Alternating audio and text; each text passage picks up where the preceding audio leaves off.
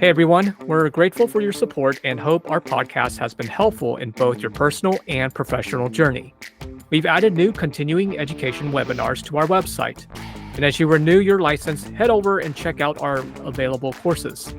We'll be adding even more in the future, so stay tuned. And now, without further ado, let's dive into today's episode. The world is a diverse place, and our brains too. Cross-cultural neuropsychology explores how culture and ethnicity shape the way our brains work and how we think. In fact, conducting a culturally informed neuropsychological evaluation occurs before the testing process. How might cultural factors impact a neuropsychological evaluation? And what is the role of interpreters? How might socialization process impact cognitive functioning? So what does all that look like, and what are some helpful frameworks to consider when we actively think about cross-cultural neuropsychology? Welcome to People of Color in Psychology, the show that explores mental health topics specific to culture, diversity, and communities of color. I am your host, Jack Zen. Our guest today is Dr. Eman Rettig, a pediatric neuropsychologist at the Dell Children's Medical Center and serves as an assistant professor of neurology and pediatrics at Dell Medical School at the University of Texas at Austin. In her role at Dell Children's Medical Center, Dr. Rettig works on the inpatient neurorehabilitation unit, where she conducts inpatient neuropsychological evaluations for pediatric patients with acquired and traumatic brain injuries. Additionally, she developed an outpatient follow-up clinic, enabling her to conduct outpatient neuropsych evaluations for her recently discharged patients to monitor cognitive recovery and to support continuity of care. Dr. Rettig specializes in acquired brain injuries, disorders of consciousness, and neurodevelopmental disorders. Dr. Rettig also has a special interest in conducting psychotherapy interventions in the area of behavior management, parent management training, habit reversal training, and general mood and adjustment disorders. Her areas of research include acquired and traumatic brain injuries, monitoring cognitive recovery, assessing health literacy, and developing neuropsychological measures. More importantly, Dr. Rettig strongly believes in the importance of culturally responsive practice in neuropsychology. As an American Pakistani psychologist, Dr. Rettig will be sharing ways to approach cultural humility with pediatric populations in neuropsychology and discuss a case example using the ECLECTIC model in practice. Dr. Rettig, thank you so much for being with us today. Thank you so much for having me. I also want to say to you, Jack, that I'm grateful for you for developing and maintaining this podcast, for sharing this space with me, and for allowing me to add my voice to this conversation. So thank you. Oh, thank you so much. Thank you. And, I do think it's important because we do want to bring up conversations about pediatric populations, which we haven't actually talked extensively about on our podcast.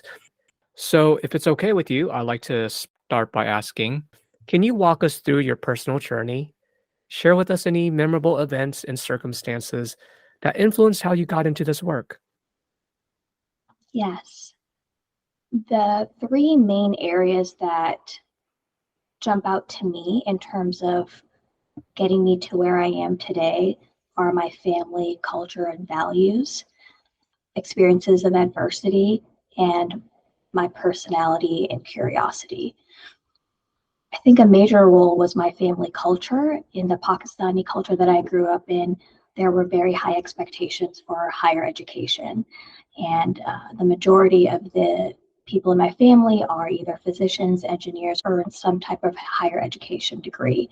So at a very young age, I knew that it was expected of me to become a physician.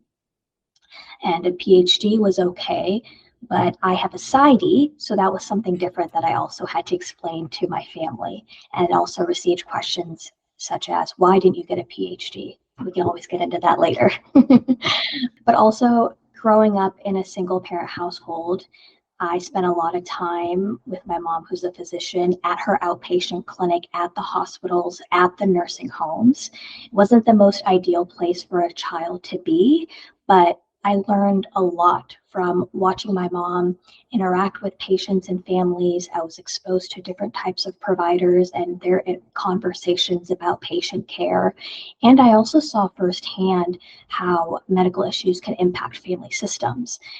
I remember specifically being with my mom on the intensive care unit and just seeing how when patients were declining, you would see family members there, and just the emotional and psychological impact of that medical condition as well. And that was something that I was drawn to learning more about. In terms of my life experiences in adversity, as I grew older, I was more interested in cognition. I didn't know what cognition was yet, but just understanding how people think, why they think the way they do, how they react, and just wanting to know why people acted in certain ways. And I remember in around 5th grade learning that one of my friends had dyslexia. I was like, that is so curious. What in your brain leads to having difficulty reading or seeing letters and numbers backwards, for example? So that was continuing to push me in the direction of having a better understanding of brain behavior relationships. Now, you mentioned having experienced adversity early on in your life that shaped your path. Can you elaborate more on that? Some adversity that I experienced was bullying, and throughout different educational experiences, but I think something that stood out for me was one of my bigger experiences was around 9/11. And I'm sure others who had brown skin or were Muslim or were not Muslim, but looked like they could fall into that category, had similar traumatic experiences. But that was a very traumatic experience for me in terms of learning how people view me based on my physical characteristics and their assumptions of who I am. And I found myself wanting to be the mediator and wanting to help others understand different perspectives. So, did the bullying affect me? Absolutely. That was a really tough and traumatic time in my life. And I found myself wanting to do this extra bit of helping them understand where I was coming from and where other people may be coming from, and not to clump people together into groups. Like, just because you're from Pakistan or just because you are Muslim doesn't automatically put you in this group of being a terrorist. And those are the types of things that came up for me when I was 9, 10 years old when that happened. So throughout my life, I'm building this resiliency. And then, as part of my personality, and as I mentioned, I was an only child, and being in hospitals, I was very curious, very conscientious and perceptive and cautious. But I think that, along with my life experiences, led me to wanting to learn more about the human mind, how people interact with in others, why they come to make the assumptions that they do. And I really felt this pull for advocacy, supporting individuals' health literacy, because I saw that growing up, people not understanding what their healthcare meant, but also this cultural responsivity to practice to healthcare so that we can really understand the person holistically and serve them in the best way possible. Yeah, yeah. Gosh, as you're sharing this, I'm sorry that that was the experience you had. It's painful to hear that in many ways it's this 9/11 incident, the bullying, and Mhm. to go through feeling different, labeled, othered, even though you're born here in the United States, Mhm. and that is Mhm. just appalling. So Yeah. I want to hold a space for that. I'm also in many ways glad you are here in the field of neuropsychology, because my understanding is in neuropsychology, there is a concern of a lack of, say, cultural responsive care. Mhm. It's more of a newer topic that is emerging in the field. Mhm. And you've mentioned this idea of an eclectic model in practice. Mhm. First of all, tell me a little bit more about that. What is Yeah. it? Yeah. Definitely. I'd like to speak to both pieces of what you said in terms of the discussion in the field. So, the majority from what I am understanding and perceiving and reading, the majority of neuropsychologists are on board for practicing culturally responsive neuropsychology. And at some point, I would like to talk about what that means and what does diversity, equity, and inclusion actually mean and what does it not mean, because there's a lot of misinformation out there and things are getting skewed. But the majority are on board for this. There are some voices who may be understanding things in a different way and feel that they don't want politics to come into our sciences. And just thinking about, from my framework of understanding where someone's coming from, I am trying to do the work to understand why they may feel that way, why this is a political issue. And I understand in some respects it can be. However, cultural responsivity is mandated by our psychology APA ethics code. So it's not this new idea. It's already in our ethics code. And really what it means is being able to provide the most reliable, valid, and generalizable data that we can as neuropsychologists. How do you do that? Well, you need to make sure you have a good understanding of the person sitting in front of you. You need to know about their language development, about their belief systems, about how they conceptualize intelligence, which we'll get into with the eclectic model. Because if you don't have a good understanding of that, how are you going to have an accurate assessment? And that's our goal, right?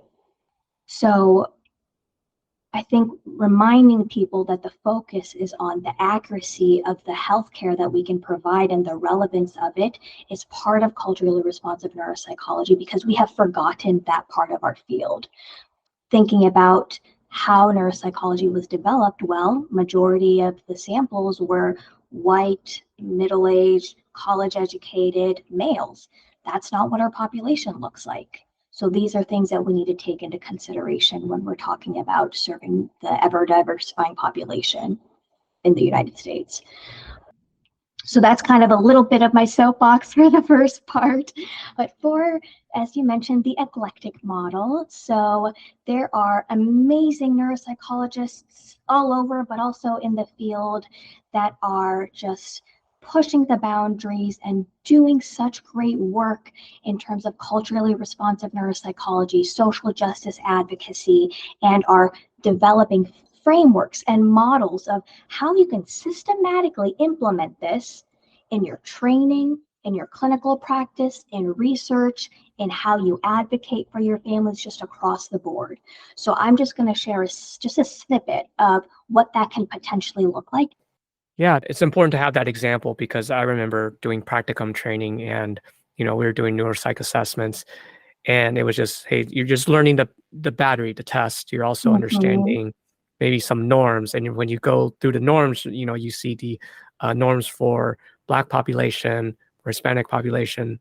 Oh, wait, where's the Asian population? Or then where's the AMINA population? And then so there's some issues that were just clear and evident. But that's the assessment. But you're saying with the eclectic model, it begins even before the assessment. So yeah. Why don't you walk us through just how do we, systematically incorporate that style of thinking?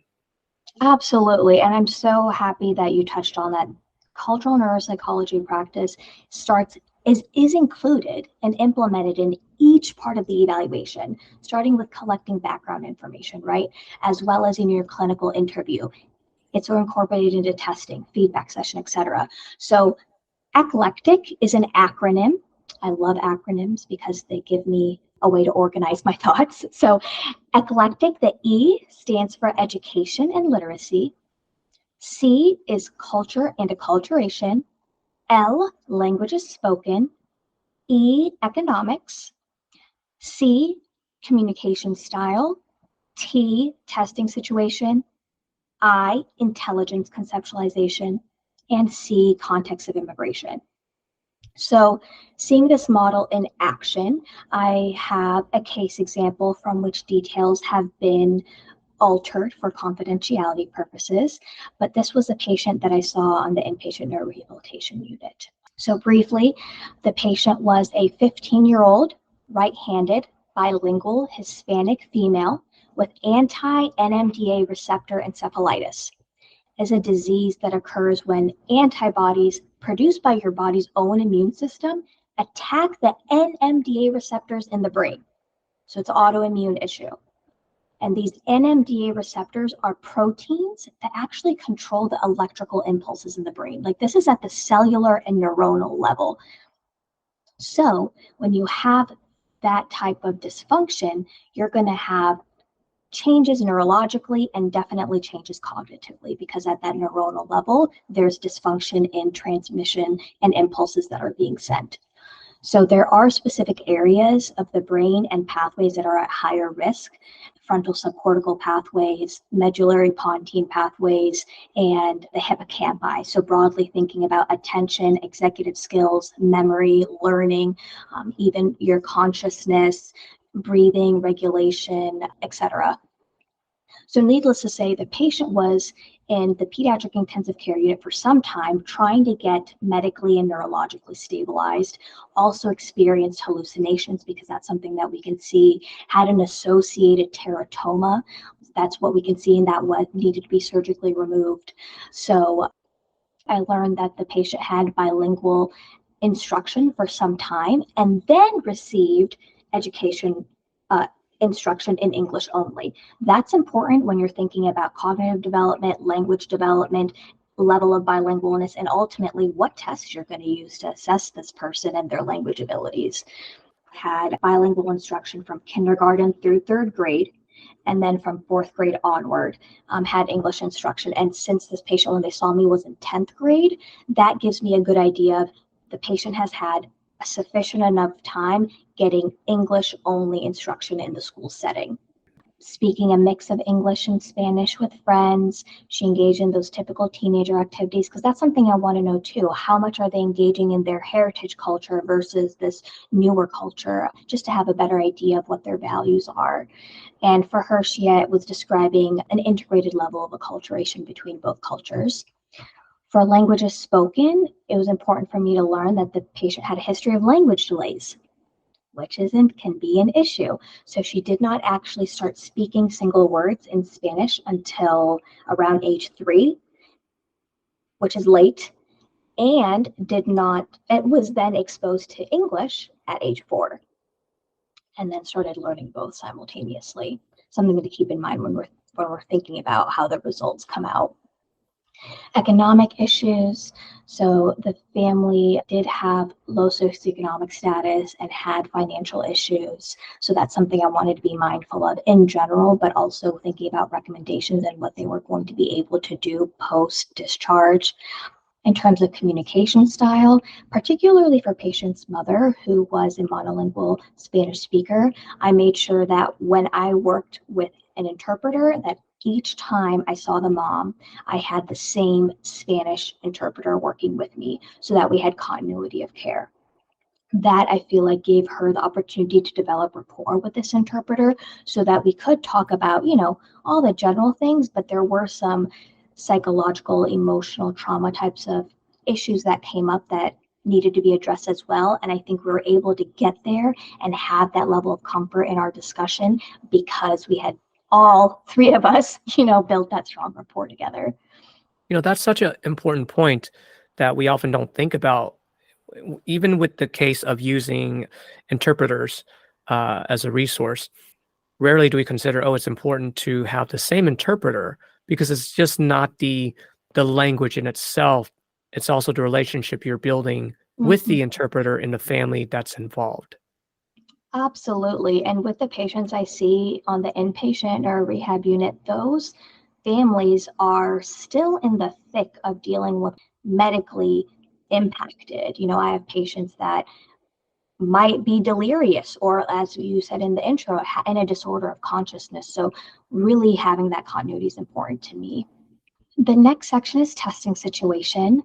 So this kind of refers to the patient's familiarity with our standardized testing environment, and knowing about the patient's educational history, being that she had been in our school system for so much time, she would have had experience with standardized testing. So I was less worried about that. But we did need to get an idea of her level of bilingualism. And that was assessed based on timing of language acquisition, level of immersion in both languages, contextual factors, qualitative observations. I had a pediatric neuropsychology postdoctoral fellow working with me on the case who was bilingual, so she could assess the qualitative aspects of her language in Spanish, and then I could do the same in English.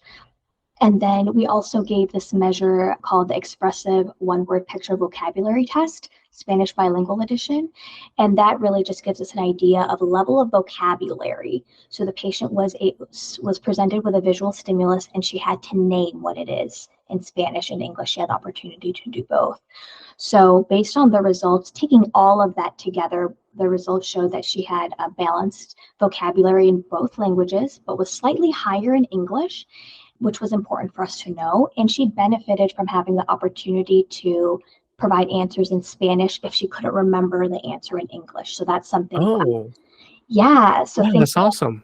Yeah, and that's related to having this expansive vocabulary in both languages, right? So if we're thinking about our patients going back to school, if they're going in a setting where they have the opportunity to use both languages to provide answers, that would be a better comprehensive assessment of their functioning.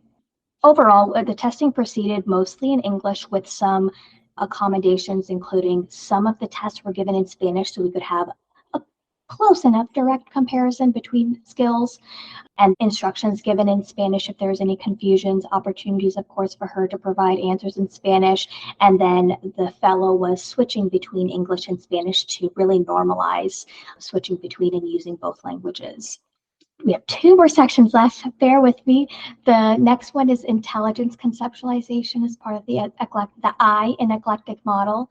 So kind of pulling everything together, we needed to consider obviously the cognitive impact of anti-NMDA receptor encephalitis, her current neurological status and acuity, her bilingualism, and other multiculturalism types of diversity variables that were playing into what we're seeing in our data. So, investigating those norms, looking at those standardization samples if they were representative, thinking about the quality of education. So many times we ask, what grade are you in?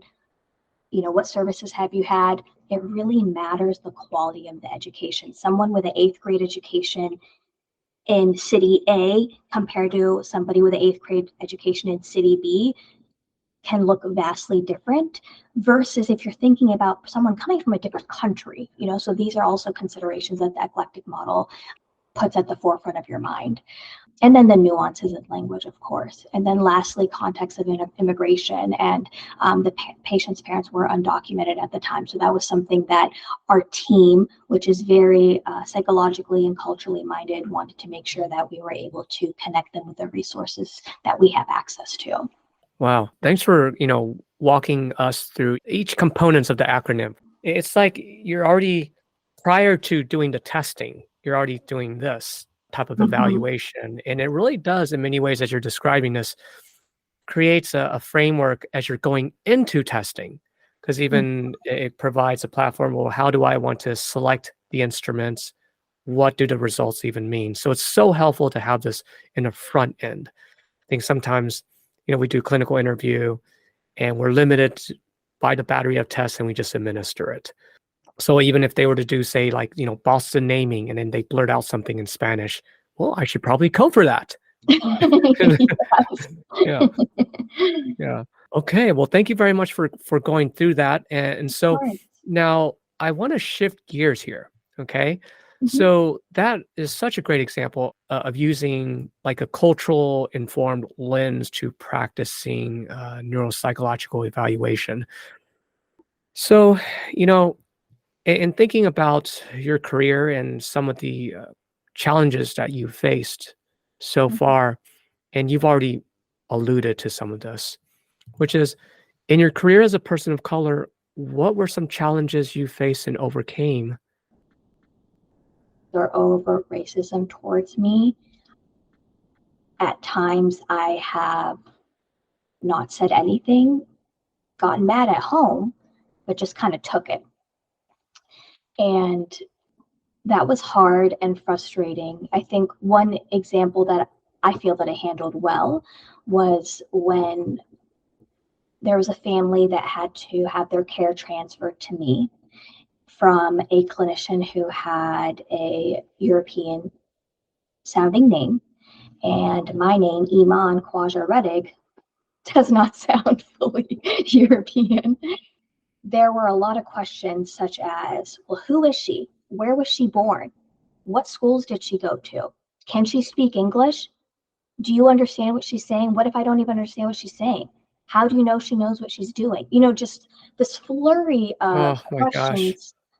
Yeah, just questioning my competence, right? And in psychology, I feel that we are constantly questioning our competence and trying to work on our confidence and not feeling like imposters. So my team that was around me was incredibly supportive and were notably upset and frustrated and not happy with it. The patient did come see me, and I did not feel any aggression, frustration, or animosity in the moment when I saw them, because I just thought, this is what they need. I'm going to do my service. I'm going to join with them. We're going to work as a team to help their child. That's all that I'm worried about. And I was able to develop incredible rapport with this very difficult, challenging family and situation who had been through, I learned from one of the parents, a lot of medical struggles and trauma, were very untrustworthy of a lot of physicians, and other providers had fired people, but then came out wanting me to see their other children, and then, okay, we can get them scheduled, and then came out asking me to advocate for them at school, came to me to advocate to other family members, and turned to me, the brown neuropsychologist, to support them, and actually saying, thank you for understanding me, thank you for taking the time to work with me, and I'm sorry for being inflexible, and all these things. So that's something that I probably need to examine more, but that's one example of kind of something that I've been through that I haven't really been able to make sense of fully. Yeah. Yeah. Well, thanks for sharing that because I mean, in many ways, we've been taught just in general in the Asian culture, put your head down, get through with it, and we don't usually have a space to process what just happened. That was a racist remark. I'm discredited, and we must go on. And it's so difficult because you're holding it in. Mm-hmm. I appreciate you, just for this podcast, even bringing it up. Mm-hmm. Yeah, we often end up holding a lot of this baggage. And even with that, I still feel the need to continue advocating for my patients. I think what makes me more upset than compared to that situation is when I hear negative, racist, ableist, sexist, whatever is types of comments being made about colleagues or patients or providers.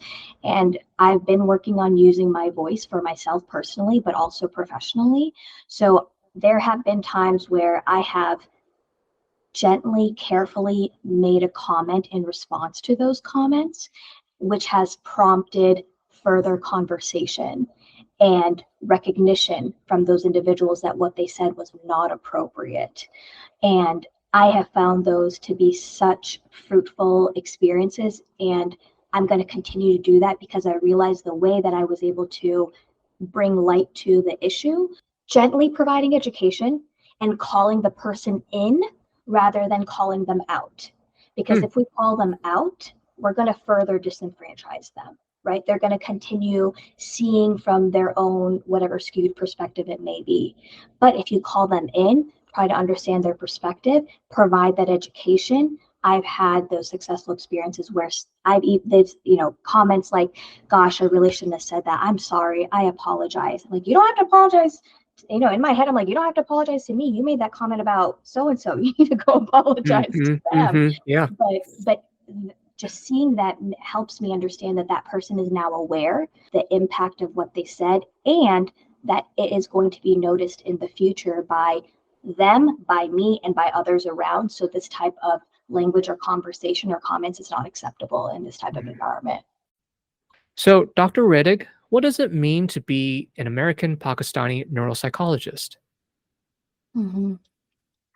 Being an American Pakistani neuropsychologist Specifically, working at a nonprofit children's hospital means that I'm working extra hard to advocate for patients and families whose diversity variables put them at a disadvantage. It means that I have aspects of power and privilege, but am also minoritized. It also means that I've experienced racism, bullying, and discrimination. And it's those experiences that have given me the sympathy and empathy to uniquely understand and care for other minoritized groups, whether it's the low-income white male child or the undocumented immigrant teenager who needs interpreter services. In my work, I feel that I am ferociously fighting for the underdog in all settings. You are trying to help people who have been marginalized and haven't had the services, so you're really fighting for them. Yes. In my early years, I used to go to my mom's office with her. She's a physician, and we lived in a rural small town. So I was privy to all types of people from different race, ethnicities, socioeconomic status, even in creeds, that were struggling with mental illness, with medical illnesses, and they just needed help getting services. So part of my family's mission in supporting the underserved, I got to learn about that growing up, and I got to see that in motion. And that's something that's just become part of who I am and something that I really strive to advocate for. Now, tell me about the part of celebrating one's identity. And I think you've mentioned you speak Urdu. Yes. Urdu is one of the main languages in Pakistan, and I learned it growing up, and it's very important to me. And I've had experiences where there's been actually another Pakistani family that is seeking out neuropsychology services, and being able to connect on a cultural level, on a language level, and on a spiritual level has been so exciting for me and very comforting for the families that I'm serving. So when I'm able to speak English and Urdu with the child, with their child, I can just see, for example, the grandmas just smiling from ear to ear and just feeling like there's a deeper level of understanding of who they are, their values, and their culture. And it was actually with this specific family that when I was seeing them regularly, every time I went to their room on the inpatient rehab unit, their grandmother would offer me chai, which is tea, because, you know, part of Pakistani culture is this high value on hospitality. And it was just such a beautiful experience. And not only with Pakistani families, but other families that speak Urdu or Hindi, so one of the native languages in India, I'm able to have that connection, which is really exciting for me. And I feel a way that I can celebrate part of my identity. Wow. As you're sharing that, it makes me feel at home.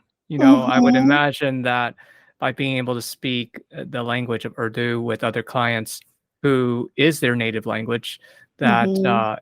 gosh, the rapport must have just been great, and Mm-hmm. to establish that trust early on. Absolutely. I really felt that the patients and families felt that way too. There's this different strength of the connection. Not to say that I don't have strong rapport and connections with all the patients I work with, because that is something that's very important to me. But when you have that commonality, something just feels different, and you can see it in their faces, you can see it in their smiles, and I'm really happy that I have that privilege. I'm wondering, how can we support you? Yes. Well, if anyone wants to chat more about culturally responsive neuropsychology, then they're more than welcome to message me on LinkedIn. I'm very responsive on there. I'm hoping to develop some professional social media accounts, so hopefully that'll come in the future. But otherwise, supporting me is supporting our patients and families and our fellow colleagues in terms of taking care of yourself and practicing culturally responsive psychology and neuropsychology. Well, Dr. Rettig, anything else? Any other final thoughts? I just want to say thank you to you for your time. Thank you for creating such an incredible podcast and platform. And I'm so happy to be able to join the other voices on this podcast. So I wish the best to you in everything that you have going on next, moving forward. All right, Dr. Rettig. Well, I guess, I don't know if this is Urdu, but shukriya Oh my for gosh, your it time. is! That's so sweet. Your accent was amazing too. I'm so impressed. So thank you for your time and your Thank insight you. and just your phenomenal work and dedication. Oh, thank you so much. A huge thank you to our listeners. If you like what you've heard, please share and subscribe to our podcast, People of Color in Psychology. Other ways to support us include registering for continuing education courses or making a one-time donation on the Multicultural Counseling Institute's website. We value your input and appreciate your continued support. You can send us an email, a message on LinkedIn, or send a voice message on our website. Until next time, I am your host, Jack Sun.